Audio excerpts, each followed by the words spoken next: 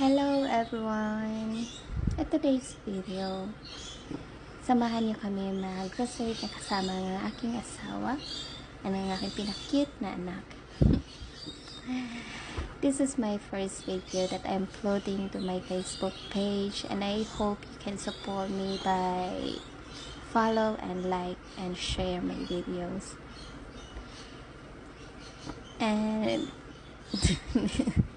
medyo nanibago ako kasi hindi ko alam kung paano ako mag-audio, guys, pero I hope na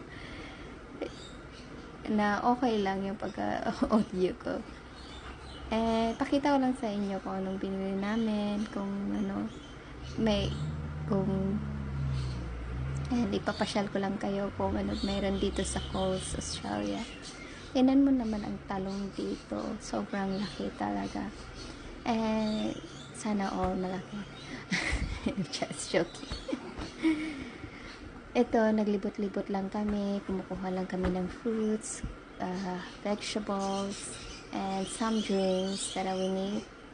And tingnan nyo naman ang baby ko na yan, sobrang paka-cute talaga. Lagi niya kinakagat, nangingipin na kasi.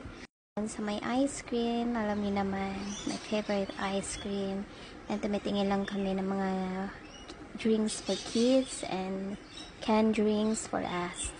Kasi yung tsasawa ko mahilig talaga sa soft drinks. And ito na nga, namimili na kami ng ice cream. And pinapapili niya ako kung anong gusto ko. Sana all sweet. Ayun, lagi niya naman ako pinipilahan ng mga ganito, especially pag gusto ko kainin. Ito na nga, naglibot-libot lang ng aking asawa. And papunta na rin kami, mag-check out na rin kami.